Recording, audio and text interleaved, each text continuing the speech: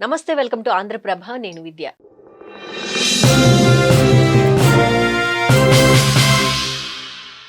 ప్రసాద్ గారు నమస్కారం అండి.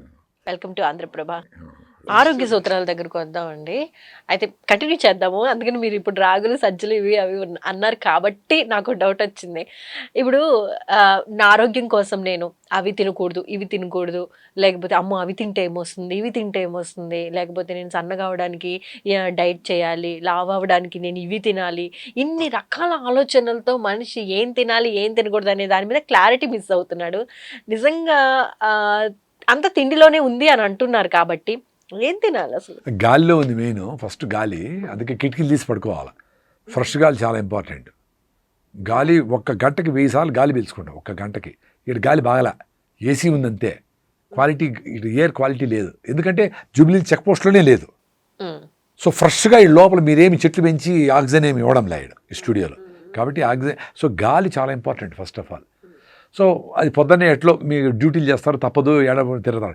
నైట్ టైం అన్న కిటికీలు తెరిచి దోమలు రాకుండా కట్టుకొని దోమతెరలు వేసుకొని ఫ్రెష్ గాలి రావాలి. అది ఇంపార్టెంట్ ఫస్ట్ అన్నిటికంటే.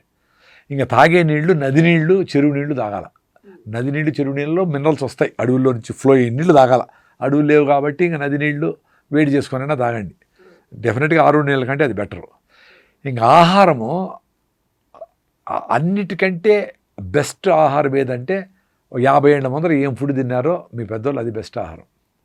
దాంట్లో నేను మిల్లెట్స్ ముందర ఎక్కువ చెప్పేవాడిని. సో మిల్లెట్స్ ఎక్కువ తిని నేను ఎక్కువ సన్నగా అయ్యి రైట్ లెగ్ వీక్నెస్ వచ్చింది. రన్నింగ్లో టెస్ట్ చేపిస్తే B12 డెఫిషియన్సీ అన్నారు. ఓహో, అంటే ఎక్కువ ఫైబర్ ఉండే ఫుడ్ వెయిట్ తిని వెయిట్ తగ్గిపోతే మంచిది కాదు. కాబట్టి మీ ట్రెడిషనల్ ఫుడ్, అది దంపుడు బియ్యం అయినా ఒక పూట తినండి. మీరు జొన్నలు తింటా ఉండే తెలంగాణ వాసులో, కర్నూలు వాసులు అయితే జొన్న రొట్టెలు తప్పకుండా తినండి ఒక రోజన్నా, ఒక పూట అన్న ఒక రోజులో. ఇంకా సజ్జలు కూడా మంచిది ఫుడ్డే.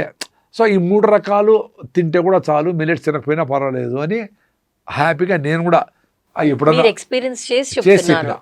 నేను అంటే సన్నగా ఉండేవాళ్ళు మరీ మిల్లెట్స్ని ఎక్కువ సన్నగా అయిపోకూడదు. ఎక్కువ సన్నగా మినిమం వెయిట్ ఉండాలా, వెయిట్ లాస్ అయిపోకూడదు, ఎక్కువ లాస్ అయిపోకూడదు. అందుకని మిల్లెట్స్ ఎక్కువ తినద్దండి సన్నగా ఉండేవాళ్ళు అని. 100 కిలోలు ఉండేవాళ్ళు తిన్ని, ఇట్స్ ఓకే. వాళ్ళు ఎలా తీసుకోవాలంటారు మిల్లెట్స్? ఎట్లా రవ్వతో ఉప్మా చేసుకోవచ్చు, ఇడ్లీ చేసుకోవచ్చు, దోశ, ఏమి రైస్ బదులు అవి అంతే.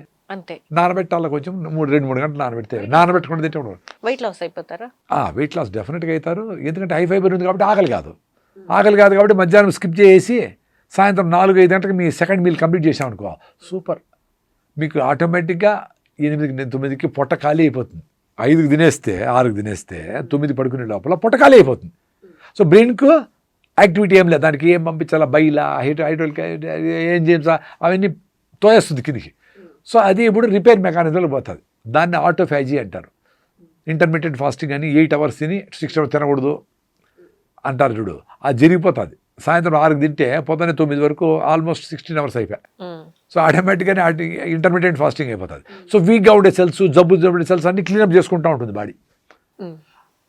అది కూడా చేయలేని వాళ్ళకి ఏకాదశికి ఉపవాసం చేయమంటాం. 14 రోజులకు ఒకసారి ఏకాదశి వస్తుంది, నెలలో 2 సార్లు.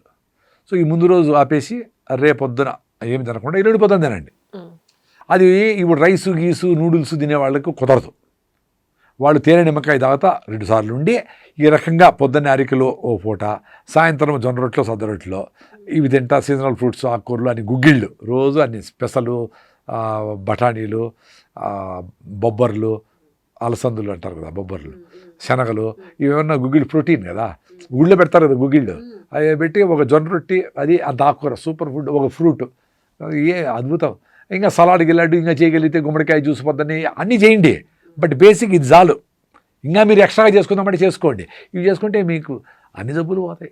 100కి ఇప్పుడు జబ్బులు ఉండే వాళ్ళల్లో, జబ్బులు నాకు బాగా ఇవ్వాలి అనుకుంటాండ్రే, వాళ్ళు 80% బయటపడతారు.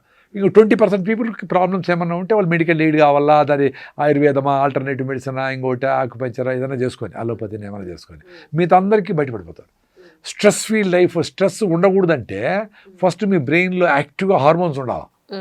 హార్మోన్స్ ఉండాలంటే పరిగెత్తాలి. ఆహారం కోసం మనిషి పరిగెత్తినప్పుడు యాక్టివ్గా ఉన్నాడు.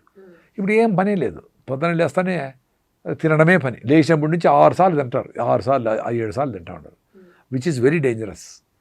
నేను పెద్ద అసిడిటీ పేషెంట్, ఎండోస్కోపీ అంతా చేస్తాను నాకు డాక్టర్లు. ఈ ఊరు డాక్టర్లు చేసినారు. 3+ ఎరోషన్స్ అనే 3+ లోపల పుండ్లు. ఎప్పటి నుంచి ఉండి ఉండి ఉండి 81 ఇంజనీరింగ్ నేను చేరింది బెంగళూరులో. 81 2009 వరకు ఆల్మోస్ట్ 40 ఏళ్ళు 30 ఏళ్ళు వస్తుంది పోతుంది ఇదే మందులు, ర్యాటిడిన్ సిమిట్రీ ఏదో మందులు చేయడము, రిఫ్లెక్స్, నోట్లో జలసలు వేసుకోతా, ఇదే పనే. తగ్గుతుంది వస్తుంది. ఏంది ఇది? రాగి సంగటి తిన్నప్పుడు బాగుండింది, రాగి సాగు తాగినప్పుడు బాగుండేది. ఒరే దీని పొద్దున్న లేస్తానే రాగి సాగు తాగేసి 4 గ్లాసులు 1 లీటర్. పొద్దున్న లేచి చేసుకుని ఓపిక లేదంటే నా వైఫ్ రాత్రి చేసి పెట్టేది. అసలుగా ఇప్పుడు కదా పొద్దున్నే కనుక పోయింది, ఎట పోయిందో. ఇప్పుడు ఏకాదశికి ఉపవాసం 36 hours no food, without water కూడా, నిర్జల ఉపవాసం. అది నా స్ట్రెంగ్త్. ఓకే, అందుకని నేనంటే నాకు ఇష్టం. అందుకే అరే నా జబ్బులన్నీ పోగొట్టింది ఈ ప్రకృతి అనే మా తల్లి. తన ఒడిలో కూర్చోపెట్టుకొని నా జబ్బులు ఫుల్ అలర్జిక్, ఎప్పుడూ తుమ్ములే. నాకు పిండిలో కూడా నాకు తుమ్మతానే ఉండే. అలర్జిక్ రెనైటిస్ అంటారు దానికి. అలర్జీ, దుమ్ము అలర్జీ, డస్ట్ అలర్జీ. 2009లో సుభాష్ పాలేకర్ ఎందుకంటే ఆర్గానిక్ ఫార్మింగ్ పోయినా, దేశీ ఆవులు, ఆ పాలు, ఆ మజ్జిగ, ఆర్గానిక్ ఫార్మింగ్ దీనికి వచ్చినా కదా, అటకా జరిగాయండి. అప్పుడే చికెన్ గున్యా వచ్చింది, లిగమెంట్ టేర్ అయింది, రకరకాల సమస్యలు వచ్చినాయి. సిరింగ్స్ అనేదో స్పైన్ ఏదో ప్రాబ్లం వచ్చింది. ఒక 1 ఇయర్లో ఎన్ని జరగడము, ఆర్గానిక్ ఫార్మింగ్కి రావడము, నేచర్ కనెక్ట్ కావడము, అది వీటిని పక్కన పెట్టేసి మహాశక్తిలాగా ఆడు తోసి పారేసి అన్నీ బయటపడ్డాం. ఎన్ని ప్రాబ్లమ్స్. అవసరమైనప్పుడు పల్మనరీ ఎంబాలిజం అంటే లంగ్స్లో క్లాట్, ఈ కరోనాలో నేను వ్యాక్సిన్ వేసుకోలే, వేసుకున్న వాళ్ళు కూడా చాలామంది చచ్చిపోయినారు. నేను వేసుకోలే. 90% బ్లాక్ ఉండింది. అయినా నేనే డ్రైవింగ్ చేసుకొని మేము బెంగళూరు పోయినా. ఆమె స్కానింగ్ చేసి, ఏందిరా స్వామి నువ్వు లాపి చూడు 90% బ్లాక్ ఉంది, నువ్వు డ్రైవింగ్ చేసుకుని మదనపల్లి నుంచి వచ్చినావు, ఏమి ఎంత పెద్ద రిస్క్, అసలు మేమైతే 90% బ్లాక్ ఉంటే బెడ్ మీద ఉండాలా అడ. సో అప్పుడు ఏదో ట్రీట్మెంట్ ఇచ్చినారు, అది పోయింది అనుకో. సో అట్లా నేచర్కు దగ్గరుండి నువ్వు సొసైటీకి నేచర్కి పనికొస్తావు అనే ఫీలింగు నీకుంటే నేచర్ని రక్షిస్తుంది. హాస్పిటల్ కాదు, అది ఏం కాదు. నువ్వు ఫస్ట్ నువ్వు బతికేదానికి రీజన్ ఉండాలి. ఎందుకోసం బతుకుతాడబ్బా మేము అనుకొని అందరితో, ఇంట్లో వాళ్ళతో బయట వాళ్ళతో అంతా చీకొట్టించుకొని సంపాదించి కష్టపడి తినక ఎత్తిపెట్టి, ఇంతేనా మా నాయన పెట్టిండేది తింటే అరే అని అనుకొని ఎవడి కోసం ఎవడున్నాడు పొండి అంటాడు చూడు సినిమా, ధర్మదాత ఏదో సినిమాలో ఎస్వి రంగారావు గారు అట్లా తను పిల్లోళ్ళే. అట్లా అప్పుడు మారే బదులు ముందుగానే మారి మీకోసం మీరు బతికేది నేర్చుకుంటే ఈ స్ట్రెస్సే ఉండదు. మీరు ముందు నుంచి ఇట్లానే ఉండేవాళ్ళండి?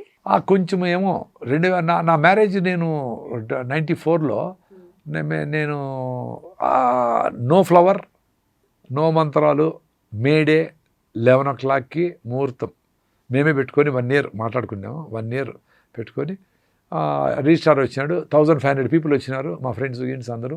నా షర్ట్ కూడా కుట్టించింది, కొత్త షర్ట్ టైట్గా ఉంటే నా పాత షర్టే నాకు ఇష్టమైంది వేసుకున్నా. ఓతు రాయించాడు ఒక ఆయన, నీ అభిప్రాయం నేను గౌరవిస్తానని మార్చుకుని అయిపోయింది. పూలదండలు వేసుకున్నారు, నాకు ఇష్టం లేదు పూలదండ కూడా వేసుకోలే. కొంచెం out of the box thinking ఏమో ఇప్పటి నుంచి. అప్పుడు ఓకే, అప్పుడు నా పెళ్లి కాబట్టి నేను అట్లా చేసుకోగలిగిన. మళ్ళీ మా అబ్బాయి పెళ్లి నార్మల్గా ట్రెడిషనల్ మ్యారేజ్ అయింది. వాళ్ళ ఇష్టం అది. మనం ఇట్టే చేసుకోవాలి. నేనేం చండశాసనుడు కాదు, సింపుల్గా ఉండండిరా, ఆ డబ్బులన్నీ పెట్టి మంచిగా మన వర్కర్స్కి అతను వచ్చామని చెప్పింటాము. వాళ్ళు లేదు కావాలి సరే చేసుకోండి, మనం ఏం చేస్తాం. సో అట్లా మీ పిల్లల్ని ఎథికల్గా పెంచాలంటే ఫస్ట్ మీరు ఎథికల్గా ఉండాలా. మీరు డ్రైవింగ్ చేసేటప్పుడు ఎవరో ముసలామంటే ఆపరా పోనీరా నాయన, వాళ్ళు హార్న్ కొడతాడు వెళ్ళిపోనీరా అని ఉండరు. కొబ్బరికాయ తాగుతూ ఉంటావు, ఎవరు ముసలాడు పోతారు తాగుతారు అబ్బా అని చెప్పి నువ్వేదో ఇచ్చినట్టు కాకుండా నీ ఫ్యామిలీ మెంబర్స్కి ఇస్తావు, అది తీయాలా.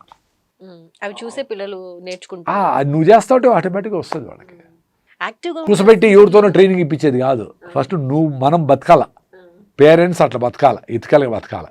నీ దగ్గర 100 రూపాయలు ఉంటే 10 రూపాయలు నీ చుట్టుపక్కల ఉండే వాళ్ళకి, ఆ పాచిపోయినవి పురుగులు పట్టినవి అన్ని ఫ్రిడ్జ్లో ఉండేవి కాదు, పని వాళ్ళకి ఇవ్వాల్సింది. కర్మేమంటే ఇప్పుడు వాళ్ళది తినడంలే, వాళ్ళు వేడిగా వండుకొని పంచుకుంటా ఉంటారు, వీళ్ళు ఫ్రిడ్జ్లో పెట్టి తిని వస్తారు. వీళ్ళు ఎదుర్కోండి కర్మ పట్టింది కాబట్టి వీళ్ళకి.